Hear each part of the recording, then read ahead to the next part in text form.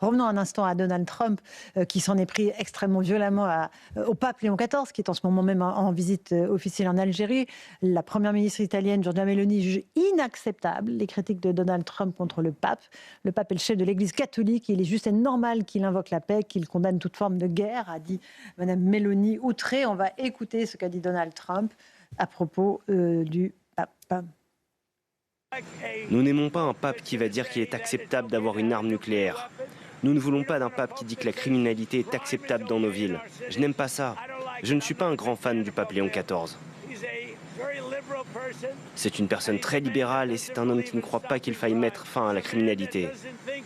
C'est un homme qui ne pense pas que nous devrions jouer avec un pays qui veut une arme nucléaire pour pouvoir faire exploser le monde. Je ne suis pas fan du pape Léon XIV. Je n'ai peur ni de l'administration Trump, ni de parler haut et fort du message de l'Évangile. Et c'est ce que je crois. Et je suis appelé à faire ce à quoi l'Église est appelée. Nous ne sommes pas des politiciens, nous ne cherchons pas à faire de la politique étrangère, comme ils l'appellent, avec la même perspective qu'ils pourraient la comprendre.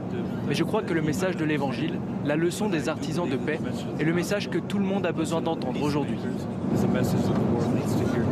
Voilà, on vient d'entendre la réponse du pape Léon XIV, très mesurée, avec beaucoup de hauteur de vue, Gauthier Lebret. Une réponse très intelligente. Aux attaques. Il n'entre pas dans une escalade verbale avec Donald Trump, parce que s'il entrait dans une escalade verbale avec Donald Trump, c'est perdu d'avance, évidemment. C'est pas son rôle. Et Giorgia Meloni, bien sûr. Et d'ailleurs, c'est pourquoi il se fait attaquer comme ça par le locataire de la Maison-Blanche, parce qu'il a appelé à la paix en Iran et en Ukraine. Si un pape appelait à la guerre, c'est à ce moment-là qu'il faudrait commencer à se poser des questions. C'est normal que le pape appelle à la paix tant sur le front iranien que sur le front ukrainien. Ensuite, Donald Trump dit « je suis pas fan du pape ». Ça tombe bien, c'est pas Madonna ou Beyoncé. Il ne s'agit pas d'être fan du souverain pontife qui, vous l'avez dit, répond avec beaucoup d'apaisement au président américain et qui dit « je ne vais pas rentrer dans une joute verbale avec Washington, même si je ne crains pas Washington ». Et ensuite, sur cette... et Giorgia Meloni, qui est quand même une alliée de Trump. De Trump. C'est-à-dire qu'elle est allée à son investiture. C'est très fort que Giorgia Meloni, présidente du Conseil italien, lâche Donald Trump sur cette affaire-là. C'est bien qu'il est allé trop loin. Et vous avez vu, il suffit de l'écouter, cette photo générée par l'intelligence artificielle, publiée sur son réseau social, où il se compare à Jésus. Il se met en scène et il se compare à Jésus. Donc voilà, chacun pourra juger. Nicolas Bavrez. Bon, je crois que d'abord, on a la confirmation que Donald Trump, maintenant, est vraiment toxique. On voit que l'expédition de J.D. Vance en Hongrie n'a pas donné des résultats très favorables pour M. Orban. Vous parlez de la défaite de M. Orban. Et Giorgia Meloni, elle vient de perdre un référendum, elle a des élections compliquées Et dans les explications de la perte du référendum, il y a sa proximité avec Trump, même s'il y a aussi les problèmes économiques. Donc, premièrement, Trump est toxique. Deuxièmement, ce qui est fascinant, c'est de voir que finalement, dans ce monde qui est un monde éclaté, belligène, multiple...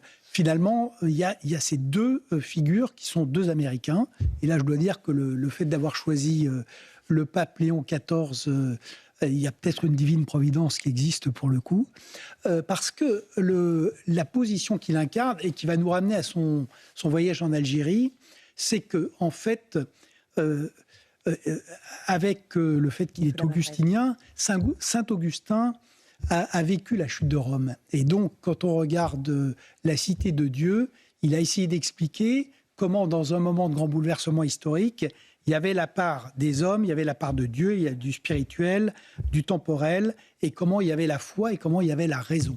Et ce que je trouve intéressant, c'est que derrière ces propos, Léon XIV, qui a fait un début de papauté extrêmement tranquille, qui a pris le temps d'essayer de comprendre, il a un discours très clair sur la paix dans un moment où on en a besoin, et surtout, il a un discours où il montre que dans un moment également où la violence est en train de sortir de tous les cadres, que la foi et la raison ne sont pas incompatibles. Et là, il renoue avec Benoît XVI, il renoue avec Jean-Paul II, et il referme la parenthèse de François, qui était peut-être un pape apparemment sympathique, mais qui a été un pape calamiteux, parce que c'était le pape des passions collectives, et le pape de l'émotion, dans un monde où, pour le coup, entre les autocrates, entre les pulsions collectives, entre les réseaux sociaux, en matière d'émotion, on en est gavé, et ce que ça donne, c'est simplement une violence déchaînée. Donc, le discours du pape est très intéressant, parce que c'est un discours qui commence à essayer de reposer des limites face à ce déchaînement de la violence. Et de la connaissance Rachel aussi. Kahn. Et de la connaissance, et des Absolument. références, et de l'histoire. Non, mais dans foi et raison, Oui, il y a bien aussi foi et science, Exactement. bien sûr. Exactement. Oui. Moi, ce que je trouve fascinant avec ce pape, c'est qu'en réalité, comme il parle peu, c'est pas un impulsif, il réfléchit vraiment avant de Très parler. rationnel. Son message est extrêmement politique au sens premier du terme. Ce qu'il dit cet après-midi en Algérie est extrêmement politique. Quand il appelle au pardon, c'est-à-dire, il invite quand même la classe politique algérienne à pardonner. Et le pardon veut dire... le vrai pardon, c'est jusqu'au bout. C'est-à-dire ne plus en vouloir aux Français, arrêter le discours victimaire. Ça veut dire, en fait, c'est des mots assez courts, mais extrêmement puissants. Et là, face à Donald Trump, en réalité, il répond avec le message du Christ. Et c'est ça qu'il lui répond pas, en fait, directement. Et d'ailleurs, il y a une autre phrase qu'on n'a pas entendue, mais dans laquelle il dit « je ne répondrai pas » en fait, à ce que dit Donald Trump. Il a Et je trouve qu'il a raison. Et c'est vrai que face à Donald Trump, qui parle à tout bout de champ et qui parle de manière très excessive, où on ne sait plus très bien ce qu'il raconte, vous avez quand même l'espèce de c'est réponse deux visions assez différentes, on puissante, va se avec dire. peu de mots et beaucoup de silence. Et Arnaud franchement, Benedetti. si on se demande ce que Arnaud- c'est que l'idolâtrie, Nicolas Donald Valls. Trump déguisé en prophète, je Oui. pense qu'on Oui, on non, s'en ça, rapproche c'est- assez c'est bien. une provocation. Il est dans Arnaud son double- Benedetti. le pape est dans son double rôle à la fois de pasteur, mais aussi de chef d'État et de politique. Clairement, surtout dans une scène internationale qui ressemble de plus en plus, aurait dit Aaron, à l'état de nature. Parce que, d'ailleurs, il le disait, Aaron disait que finalement, le droit international, c'est relatif, parce que la scène internationale, c'est l'état de nature. Et plus que jamais, c'est l'état de nature, puisqu'on voit quand même des luttes de prédateurs qui se multiplient un peu sur tous les coins de la planète. Et le pape, de ce point de vue-là, en effet, il essaye d'apporter un discours qui est un discours ordonné. Après, le problème, c'est finalement la capacité d'écoute des différents intervenants sur la scène internationale par Bien sûr. rapport à... Mais son ce sujet à lui, c'est de porter ce discours, message-là. Vous savez la fameuse phrase de Staline sur le pape et sur la papauté, sur le Vatican. Allez-y. Combien de divisions? C'est bien le sujet aussi sûr, qui bien se sûr. pose. Oui, mais finalement, Jean-Paul II face à l'Union soviétique, C'est lui pas qui a l'Union gagné. soviétique qui a gagné. Ouais, c'est lui qui Oui, a mais gagné. c'était un monde plus ordonné. Un dernier mot malgré sur tout. l'Algérie, peut-être, Gauthier. C'était- Bah oui, Le parce que voyage en Algérie. C'est quand même le sujet, c'est-à-dire C'est le que Emmanuel Macron est allé rendre visite au pape au Vatican pour lui parler de Christophe Glaise, un journaliste français dans l'avion du pape qui faisait partie donc de Arthur Herlin, on le sait. voilà qui était Paris Match. donc de Paris Match et la vidéo a été diffusée par Paris Match qui interpelle directement Le samedi. le souverain pontife en lui demandant d'intervenir pour Christophe Glaise. Le pape dit qu'il est au courant, normal puisqu'il a vu Emmanuel Macron.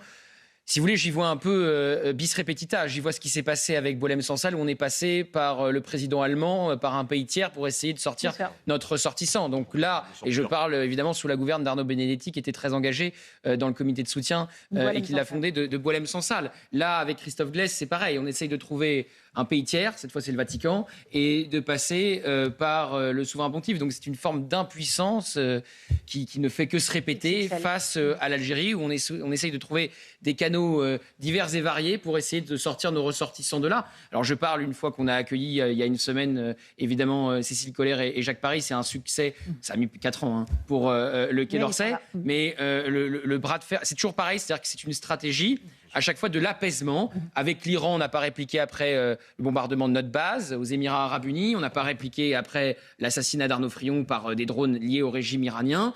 Et on a sorti nos ressortissants avec une stratégie de l'apaisement.